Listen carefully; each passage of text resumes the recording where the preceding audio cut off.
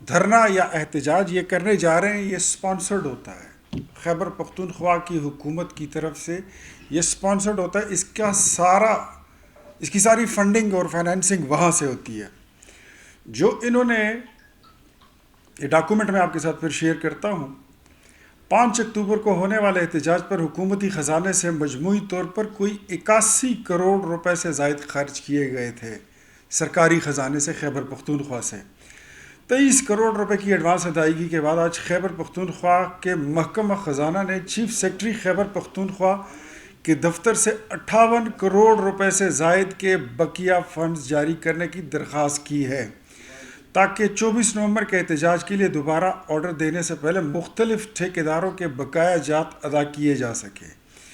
یہ وہ طریقہ ہے جس سے صوبے کو تباہی کے دہانے پر پہنچایا گیا ہے اور مزید پہنچایا جا رہا ہے۔ عوام کی فلاح و بہبود پر کوئی خرچ نہیں، لیکن ایسے انتشار کے منصوبوں پر، ملک میں فساد پھیلانے کر ایسی حرکتوں پر اور ایسے سرکس لگانے پر صوبے کے وسائل کو اس طرح لٹایا جا رہا ہے۔ یہ میں پھر آپ کو سرکاری دستاویز جو ہے یہ میں آپ کے ساتھ شیئر کرتا ہوں۔ سب سے پہلے تو یہ ہے کہ انہوں نے خیبر پختونخوا سے یہ جس احتجاج کا یہ آغاز کر رہے ہیں، اس کے لیے انہوں نے سرکاری اساتذہ جو ایڈ ہاک ٹیچر ایسوسی ایشن ہے، ان کی تعداد کوئی 1.5 لاکھ کے قریب ہے،